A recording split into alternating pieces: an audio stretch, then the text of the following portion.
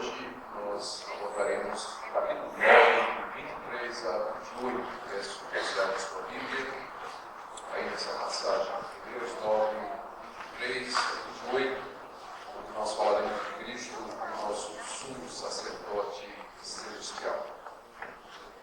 Estamos a leitura da passagem. Era necessário, portanto, que as figuras das coisas que se acham nos céus se purificassem com tais sacrifícios, mas as próprias coisas celestiais com sacrifícios a eles superiores. Porque Cristo não entrou em santuário feito por mãos, figura do verdadeiro, porém no mesmo céu para comparecer agora por nós diante de Deus, nem ainda para se oferecer a si mesmo, muitas vezes como sumo sacerdote, cada ano entra no Santo dos Santos com sangue alheio. Ora, nesse caso seria necessário que ele tivesse sofrido muitas vezes desde a fundação do mundo. Agora, porém, ao se cumprirem os tempos, se manifestou uma vez por todas para aniquilar pelo sacrifício de si mesmo o pecado. E assim como aos homens está ordenado morrerem uma só vez, indo depois disso o juízo, assim também Cristo, tendo se oferecido uma vez para sempre, para tirar os pecados de muitos, aparecerá a segunda vez, sem pecado, aos que o aguardam para a salvação. Vamos orar mais uma vez, pedindo a iluminação do nosso Deus para a compreensão da sua palavra. Ó Deus, te damos graças por esse plano maravilhoso que o Senhor concebeu na eternidade e que o Senhor mesmo, a pessoa do teu Filho, veio a esse mundo oferecer um sacrifício próprio pelos pecados da criatura caída. E rendemos graças pela profundidade e sabedoria desse plano. E damos graças porque fazemos parte dele. Somos beneficiados pelo sacrifício de Jesus, pela sua mediação e pela sua intercessão. Senhor, eu quero pedir que o Senhor nos dê entendimento espiritual, que o Senhor nos faça compreender essa passagem e contemplar a Jesus como nosso sumo sacerdote celestial que ministra no santuário celeste em nosso favor e intercede por nós, para que nós nos regozijemos nisso, descansemos e tenhamos esperança nas tuas promessas, de que aqueles que nessa manhã se encontram aflitos, atribulados, angustiados, incertos, possam ser renovados na confiança das tuas promessas, possam se regozijar na certeza da tua palavra e estar prontos para te servir aqui durante a nossa peregrinação. Em nome de Jesus. Amém. Vamos relembrar os queridos a razão pela qual esse livro foi escrito, a carta aos Hebreus. Como nós temos dito, continuadamente, o objetivo do autor dessa carta foi impedir que judeus que haviam escutado a pregação do Evangelho e haviam crido em Jesus como sendo Messias de Israel, voltassem atrás na sua primeira confiança. A questão era que naqueles dias, seguir a Jesus trazia um ônus, trazia um preço. E particularmente o judeu, quando declarava que Jesus era o Messias, o Filho de Deus, o esperado de Israel, ele começava a sofrer pressão dos judeus incrédulos, da sinagoga que ele frequentava. A perseguição contra o cristianismo começou cedo, e ela começou com o Israel incrédulo, os judeus que não acreditavam que Jesus de Nazaré de fato era o Filho de Deus. Eles perseguiram a Jesus inicialmente, o mataram, e depois estenderam essa perseguição aos discípulos de Jesus. Então, nessa comunidade em particular, nós não sabemos ao certo onde ela se localizava, havia igrejas de judeus convertidos ao cristianismo que estavam sendo pressionados pelos seus patrícios judeus a abandonar a fé de Jesus e voltar à sua religião antiga, ao judaísmo. O nosso autor, cuja identidade é desconhecida, nós não sabemos quem escreveu a carta aos Hebreus, mas evidentemente era um judeu convertido também a Cristo, que conhecia profundamente o Antigo Testamento e a teologia neotestamentária, a teologia cristã. Ele escreve essa carta querendo impedir os seus patrícios convertidos filhos a voltar atrás. Essa carta é como um grito de alerta. Se vocês voltarem atrás, vocês estarão trocando aquilo que é superior por aquilo que era apenas um protótipo, aquilo que era sombra, aquilo que era modelo, tipo, figura. E ele faz isso nessa carta mostrando a superioridade de Jesus a tudo aquilo que havia no Antigo Testamento. As instituições do Antigo Testamento, a superioridade de Jesus ao templo, a Moisés, a Arão, a Josué, e também comparando Jesus aos sacerdotes, aos sacrifícios, e aqui nessa passagem em particular, a figura do sumo sacerdote da religião de Israel. E é isso que nós vamos tratar nessa manhã. Cristo é aqui apresentado como o sumo sacerdote perfeito, o sumo sacerdote celestial, que é superior à figura do sumo sacerdote na antiga aliança. Não é a primeira vez que o nosso autor fala disso. No capítulo 8, verso 2, no capítulo 9, verso 11, ele já havia se referido a Jesus como sendo o sumo sacerdote por excelência, aquele que de fato ministra sobre o povo de Deus. E ele retoma esse assunto, desta feita com mais extensão e profundidade, que ele faz uma comparação entre Jesus, o sumo sacerdote celestial, e o sumo sacerdote de Israel, mostrando então como Jesus é superior em 4 pontos, pelo menos. E nós queremos então ver esses pontos nessa manhã. Antes de proceder à análise da comparação, vamos primeiro lembrar a figura do sumo sacerdote no Antigo Testamento. Quando Deus tirou a nação de Israel da terra do Egito, trouxe-a para o Monte Sinai, e ali, através de Moisés, ele deu a lei. E a lei tratava de muitos temas e tópicos, cobria a nação de Israel como nação, tratava dos relacionamentos individuais, mas a lei também tratava do culto a Deus. De que maneira Deus desejava ser adorado, de que maneira os israelitas deviam se chegar a Deus. E a lei estabelecia o sistema de sacerdotes que funcionavam como mediadores entre Deus e o homem. Deus não aceitava que o israelita se chegasse diretamente a ele. O israelita tinha que chegar a Deus, apresentar suas ofertas, as suas orações, os seus pedidos, através dos sacerdotes que Deus havia estabelecido. Ele escolheu uma das 12 tribos como sendo a tribo sagrada, a tribo eclesiástica, onde todos os seus membros seriam sacerdotes dedicados ao serviço de Deus.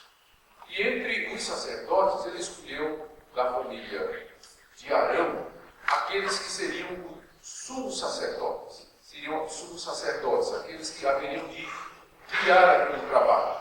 O chefe maior de todos os sacerdotes. Então, o sumo sacerdote, ele era ungido com óleo, ele era separado para esse serviço, e ele ocupava aquela função até sua morte. E suas funções eram, por sua vez, ungir os sacerdotes que estavam debaixo dele, separá-los, bem como os levitas, com as funções, dizer, olha, os sacerdotes vão fazer isso, os levitas vão fazer isso, e ele tinha que supervisionar todo o serviço sagrado que era feito na nação de Israel. Mas tinha uma coisa muito específica e que o identificava como sumo sacerdote, é que ele, uma vez por ano, entrava no Santo dos Santos, que era a tenda, era a sala mais interior do tabernáculo, para ali oferecer sacrifícios por si mesmo e pelo povo. E lá ele intercedia em favor da nação de Israel, pedindo a Deus que perdoasse os pecados do povo. Ele orava e intercedia pelo povo, isso uma vez por ano. O nome desse dia era chamado o Dia da Expiação, ou Yom Kippur, em hebraico. Por que Deus fez isso? Porque Deus, quando deu a lei, ele criou esse sistema de sacerdotes, colocou um sumo sacerdote, que eram aqueles que deveriam sempre mediar e interceder pelo povo diante de Deus. O alvo de Deus era preparar a nação de Israel para a chegada do verdadeiro mediador entre Deus e os homens, que é Jesus Cristo. Era já criar na mentalidade do povo e do mundo a ideia de que nós não podemos chegar a Deus de maneira direta, porque nós somos pecadores, somos manchados pelo pecado. impuros por causa da corrupção, da iniquidade que habita em nós desde que o nosso primeiro pai pecou, que foi Adão. E também pelos nossos próprios pecados. Não podemos ver a Deus diretamente. Não podemos chegar na presença de Deus de maneira direta. Por isso Deus, quando se revelou desde a antiguidade ao seu povo escolhido, a nação de Israel, ele estabeleceu de pronto a necessidade de mediadores. O povo não podia chegar a Deus de maneira direta, mas tinha que ser através de mediadores. Por quê? Porque Deus queria, como eu disse, já inculcar, ensinar ao mundo de que somente na mediação do próprio Deus, Deus Filho, Jesus Cristo, vindo ao mundo feito gente como nós, é que nós podemos chegar até a presença de Deus. Uma vez que Jesus Cristo já veio, sendo ele o sumo sacerdote verdadeiro, aquele que de fato é o mediador entre Deus e os homens, aquele que de fato intercede por nós, então a figura, o símbolo, não é mais necessário. Aboliu-se todo o sistema sacerdotal do Antigo Testamento, inclusive a figura do sumo sacerdote. E é esse o argumento aqui do nosso autor. Se os judeus, que já tinham confessado a Jesus como mediador, que tinham declarado que Jesus é o Messias de Israel, portanto, o verdadeiro mediador, se eles largassem a Jesus e voltassem para a religião de Israel, onde havia sacerdotes humanos e um sumo sacerdote humano, eles estavam regredindo, estavam voltando atrás. Eles já tinham passado daquela fase. E um retorno, portanto, seria fatal para eles. E para mostrar a bobagem, a tolice, a irracionalidade de você, tendo conhecido o verdadeiro sumo sacerdote, voltar atrás para sumos sacerdotes humanos, mediadores humanos, o nosso autor aqui faz 4 comparações. A primeira delas é a seguinte: Cristo é sumo sacerdote superior porque ele ministra as coisas celestiais que são superiores às coisas terrenas. É o que nós temos aí no versículo 3. Era necessário, portanto, que as figuras das coisas que se acham nos céus se purificassem com tais sacrifícios, mas as próprias coisas celestiais com sacrifícios a eles superiores. A gente entender esse verso 23, nós precisamos decompor, dividi-lo em algumas partes, alguns temas que estão aqui. Primeiro é esse. Pelo que o nosso autor está dizendo, e por outras passagens da Bíblia, existe um santuário celestial no mundo invisível que nos cerca, que é a morada espiritual de Deus, morada eterna, invisível, onde Deus habita e onde ele recebe a adoração e o louvor dos anjos e dos homens que já morreram e que estão na presença dele e foram salvos pela graça. Isaías teve uma visão desse santuário no capítulo 6. Ele diz: no ano que morreu o rei Uzias, eu vi o Senhor sentado no alto e sublime trono, e suas vestes enchiam o templo. Serafins estavam ao redor dele e clamavam uns para os outros: Santo, Santo, Santo é o Senhor dos exércitos, toda a terra está cheia da sua glória. Então, embora Deus seja espírito eterno, imortal, invisível, imaterial, não tem começo nem fim, todavia a Bíblia diz que nas regiões celestiais, onde Deus habita, onde ele é adorado pelos santos que já morreram, santos aqui, os crentes que já morreram, e pelos anjos, esse local onde Cristo está sentado à sua direita, é o que a gente chama do santuário celestial. Existe esse local, invisível, nessa realidade que nos segue. Deus, antes de prosseguir, João teve a mesma visão. Lembra o livro de Apocalipse? Lá, a partir do capítulo 4, ele contempla, os céus se abrem e ele vê Deus assentado no alto e sublime trono, com o cordeiro ao seu lado, com os anciãos, a igreja redimida na presença de Deus, e os anjos louvando e glorificando o nome de Deus. Quando Deus chamou Moisés lá no alto do Monte Sinai para dar a lei a Moisés, Deus mostrou a Moisés esse santuário e deu uma maquete a Moisés. Disse: Moisés, aqui está o modelo desse santuário onde eu habito. E você vai fazer uma representação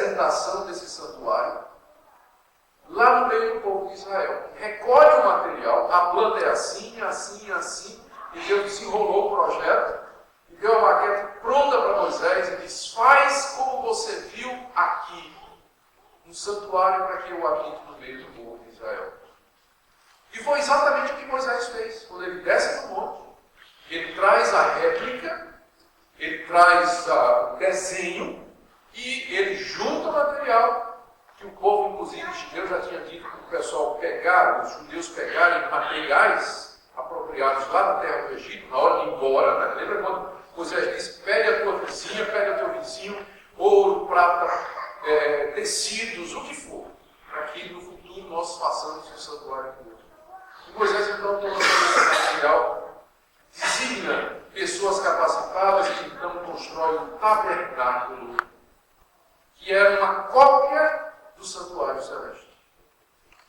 Aqui, então, nós vemos o nosso autor dizendo, no verso 23, era necessário que a figura das coisas que se acham nos céus, ou seja, o tabernáculo, que é a figura das coisas que estão no céu, era necessário que essas coisas se purificassem com tais sacrifícios que ele havia descrito na passagem anterior, sobre os quais nós já falamos.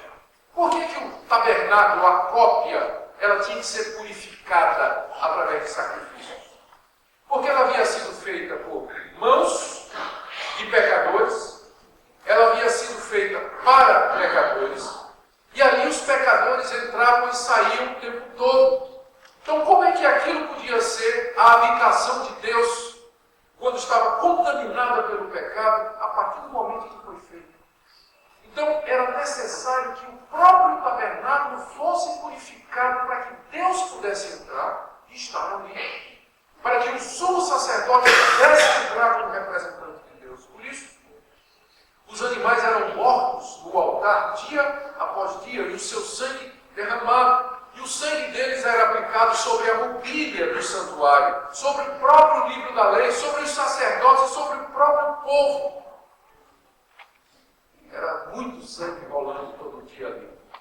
Porque era necessário que a figura do santuário celestial fosse purificada para que Deus pudesse habitar ali, para que o próprio sumo sacerdote pudesse entrar na presença de Deus. Só depois dos sacrifícios é que o sumo sacerdote entrava lá no Santo dos Santos, onde estava a Arca da Aliança, os querubins de ouro, e é onde Deus então se manifestava.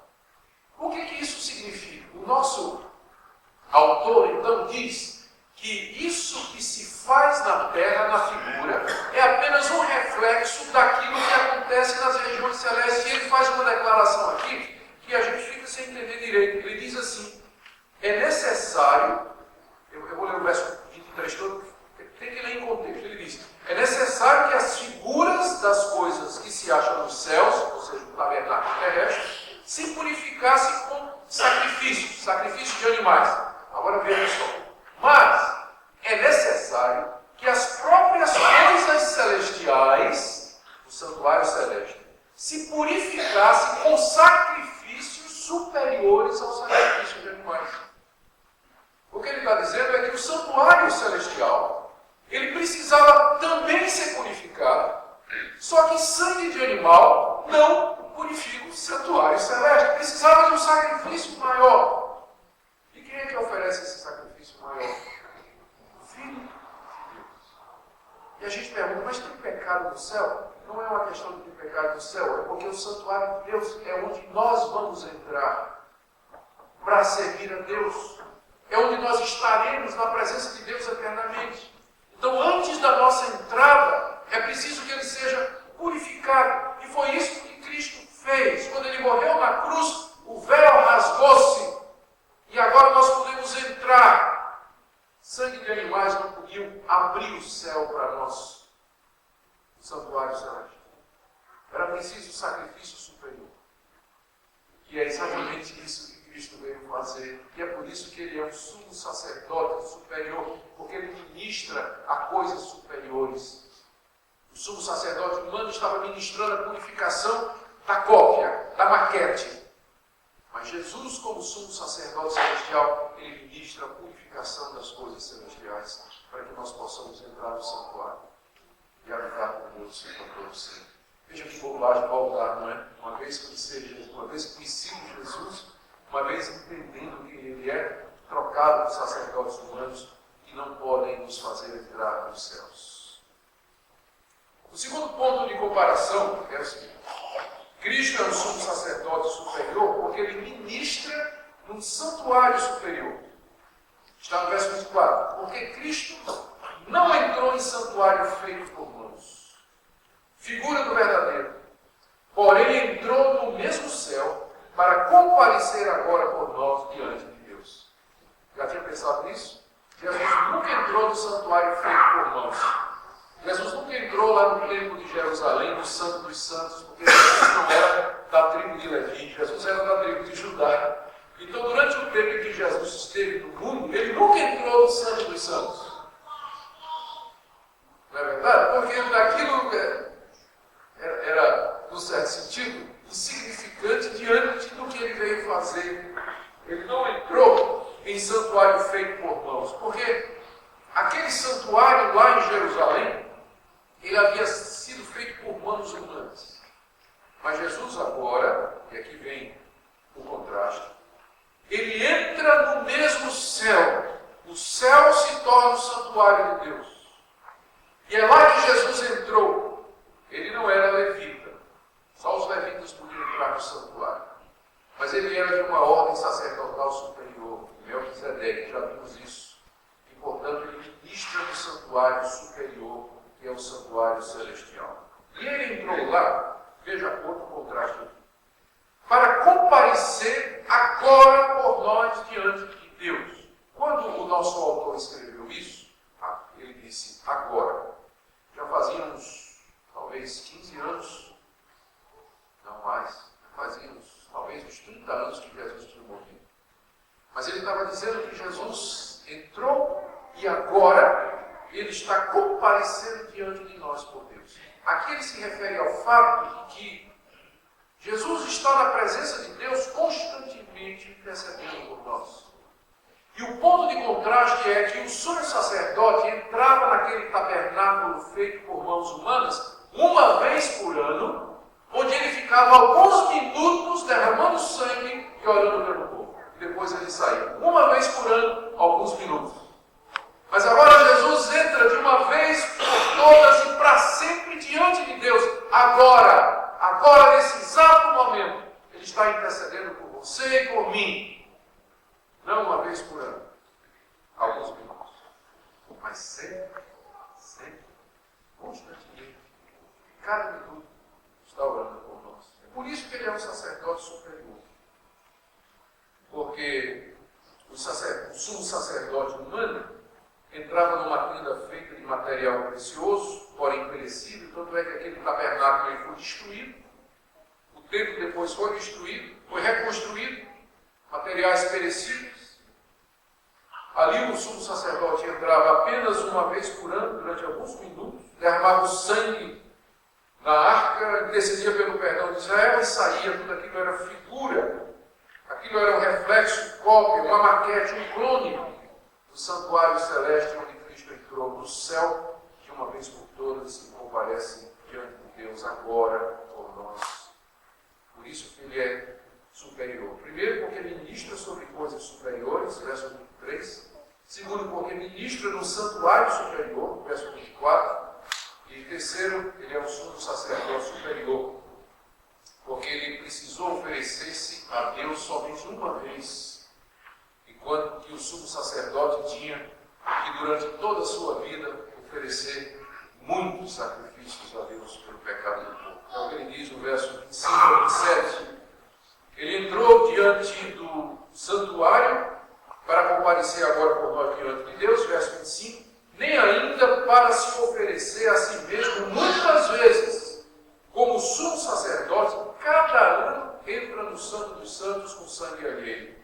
Ora, nesse caso seria necessário que ele, Jesus, tivesse sofrido muitas vezes desde a fundação do mundo. Agora, porém, ao se cumprir os tempos, se manifestou uma vez por todas para aniquilar pelo sacrifício de si mesmo o pecado.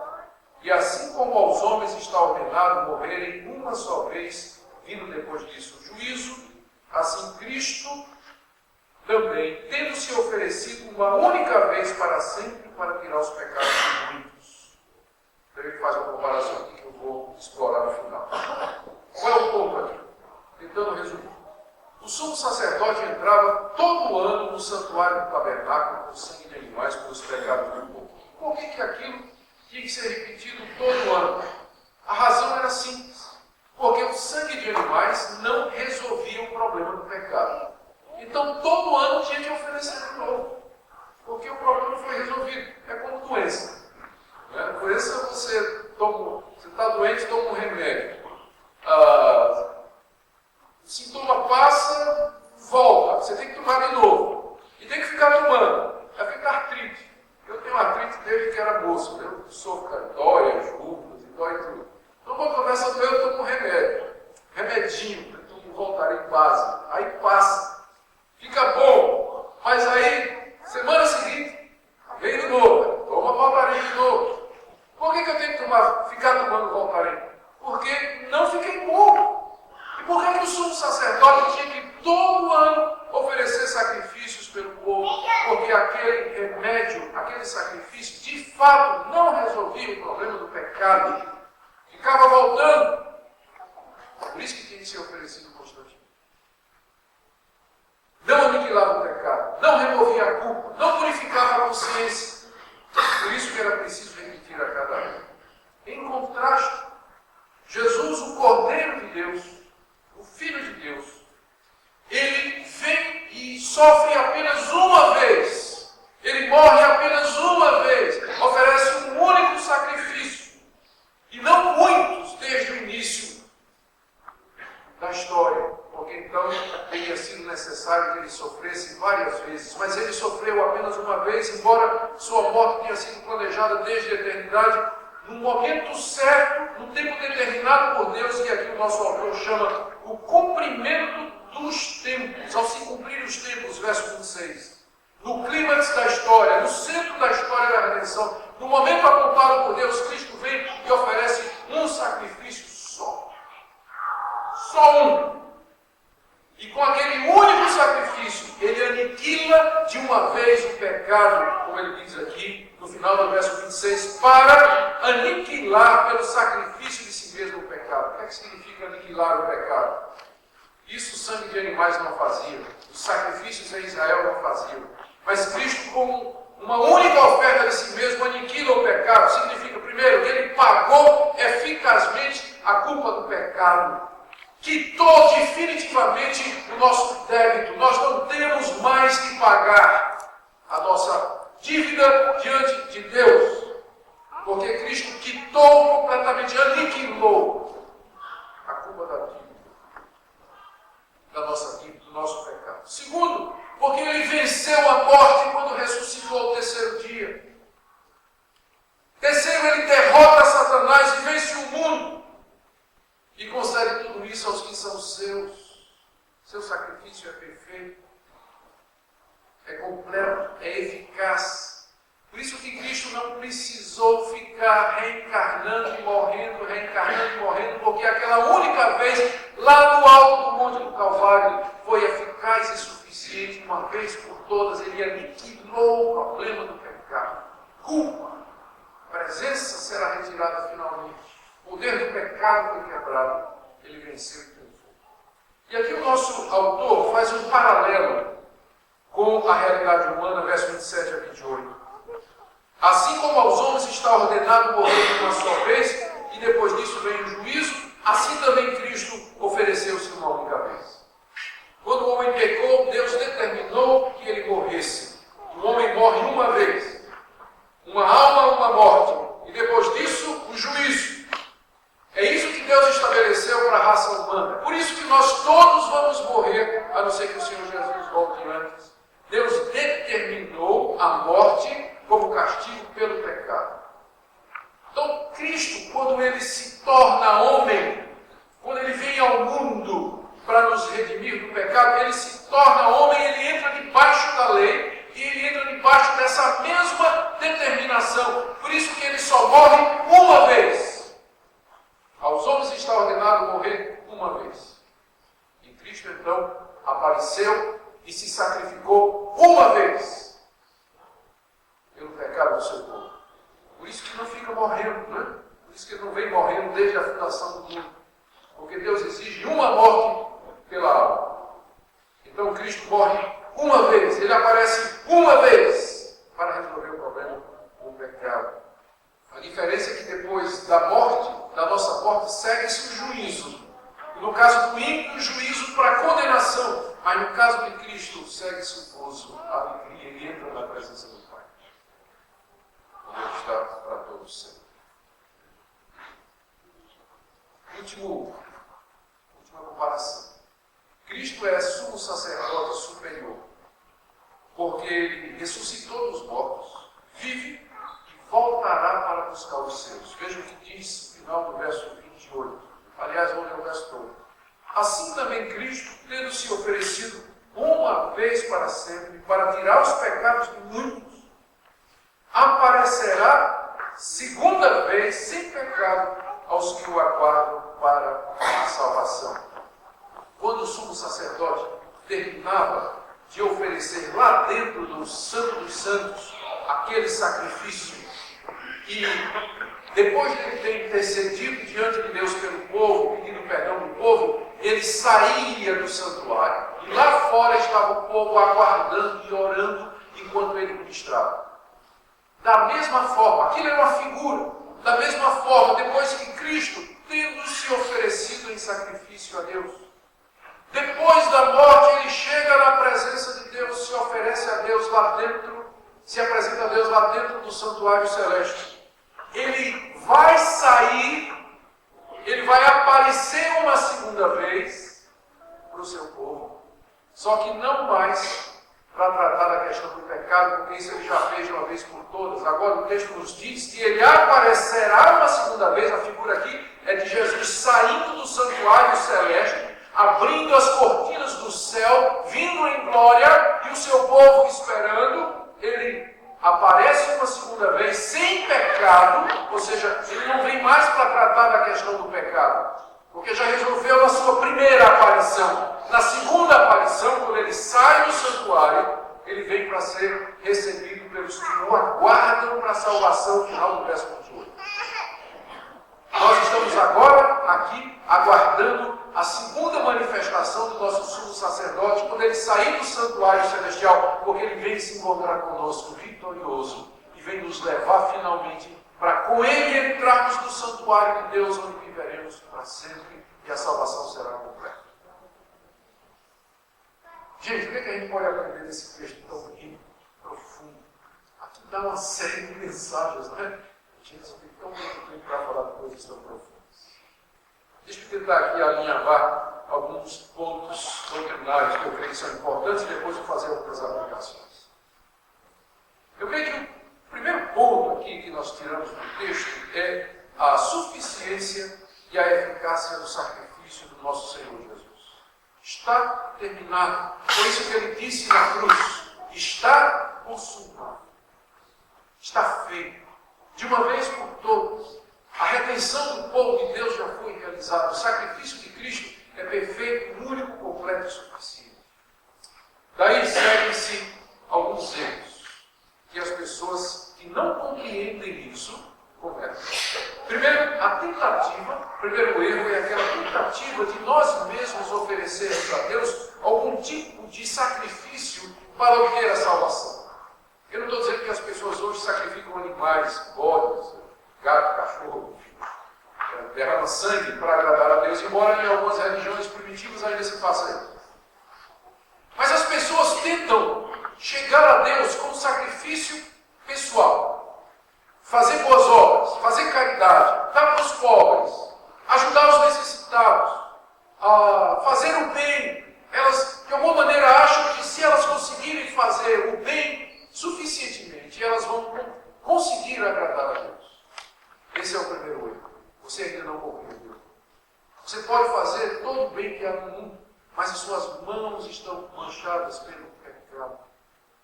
A sua alma, a sua consciência, o seu coração, o próprio bem que você faz está misturado com o erro. Às vezes as pessoas fazem o bem pela motivação errada, não faz Elas não fazem o bem por amor ao próximo, mas por amor a si mesmas, querendo obter alguma recompensa de Deus. Até as nossas melhores obras estão manchadas por intenções erradas. Não há nada que nós possamos fazer para oferecer a Deus em troca da nossa alma, para perdão dos nossos pecados. Foi por isso que Cristo veio e ofereceu um sacrifício perfeito e completo. O outro erro é aquele erro do catolicismo romano, que ensina que na missa Cristo se oferece outra vez a Deus. Na teologia católica, a missa é chamada o santo sacrifício da missa. Eles dizem que o pão e o vinho se transubstanciam no corpo e no sangue de Cristo, que Cristo está presente ali, carne, osso, nervo, cabelo, unha, olhos, ele está presente ali. E que ali, pela palavra do sacerdote, Cristo se oferece a Deus outra vez. É um erro bárbaro, é um erro inconcebível, porque anula a eficácia do primeiro sacrifício de Jesus. Se ele tem que se oferecer outras vezes na missa, é porque aquilo que ele fez na cruz não foi suficiente. E foi uma das razões pelas quais os reformadores saíram da Igreja Católica, porque não podiam acreditar nisso. Eles entenderam claramente que o sacrifício de Cristo foi eficaz da primeira vez, não há necessidade que ele se ofereça outra vez. E aqui, o outro erro nesse ponto do catolicismo é insistir na mediação de Maria, é insistir na mediação dos santos. Nós não precisamos de Maria, não precisamos de santos, não precisamos de anjos. Nós temos o sumo sacerdote que já entrou nos céus por nós. Ele e ele somente é o único mediador entre Deus e os homens. Mas também, às vezes, os evangélicos correm o erro de pensar que Jesus está se oferecendo a Deus nos céus, se sacrificando lá diante de Deus por nós. Eu já vi gente pensando assim. O Senhor Jesus não está se oferecendo em sacrifício por nós, diante de Deus lá nos céus. Isso ele já fez uma vez, no cumprimento dos tempos, na plenitude dos tempos. Fez de uma vez por todas. Não tem como ele repetir isso. O erro da gente pensar, por exemplo, que os rituais judaicos da antiga aliança, eles são, de alguma forma, pertinentes ao culto evangélico. Tem gente que quer trazer para dentro do culto evangélico, onde nós chegamos à presença de Deus na mediação de Jesus. Tem gente que quer trazer candelabro, quer trazer a arca, gente que quer trazer as tábuas da lei, que quer repetir o culto da antiga aliança aqui na nova. Uma vez que mudou o sumo sacerdote, mudou a lei, meus irmãos. Mudou o culto. O nosso sumo sacerdote já veio, já completou tudo o que era do Antigo Testamento.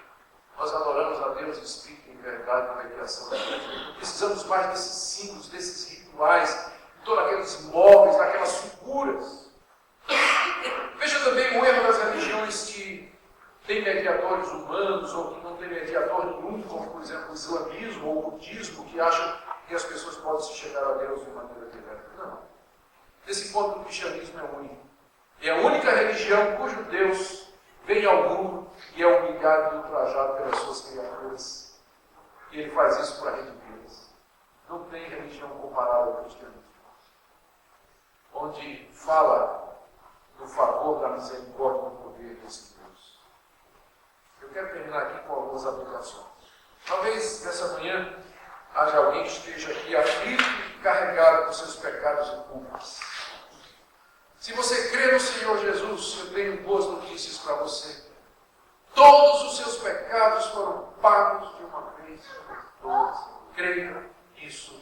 Deus não tem mais nada contra você. Não importa a enormidade do seu pecado, nem quantas vezes você o repetiu, está pago na cruz.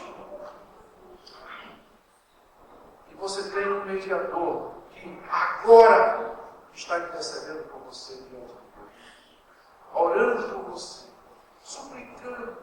Não tem nenhuma razão pela qual você, filho de Deus, filha de Deus, viva nesse mundo carregando um fardo de culpa. Se você já reconheceu esse pecado, já se arrependeu dele e você já o confessou a Deus, receba o perdão definitivo e a alegria do Espírito Santo. Satanás costuma atormentar os crentes, trazendo a lista dos pecados cometidos. A lista dos pecados cometidos. E dos quais você já pediu perdão, inclusive.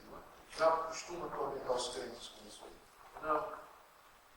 Eu queria que você nessa manhã descansasse em Cristo Jesus, sabendo que está pago completamente.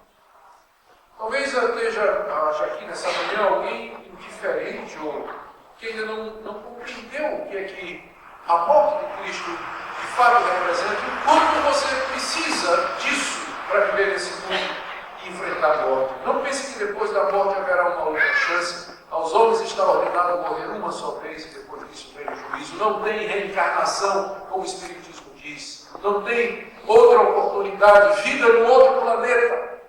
Depois da morte é o juízo, você vai comparecer diante de Deus. Eu queria que você pensasse nisso, de que maneira você vai dar conta a Deus dos seus atos. Deus que conhece todas as coisas, que conhece o mais profundo do seu coração. Como você vai comparecer diante de Deus? E nessa manhã, a boa notícia é que o sumo sacerdote convém. O Senhor Jesus o chama pela proclamação da palavra a confiar nele, entregar sua vida completamente a ele e descansar no que ele fez. E por último, para os que já entenderam esta verdade, que Deus enche o seu coração de alegria. Você viva na plenitude da esperança. Aqui é um vale de lágrimas. Aqui nós estamos peregrinando.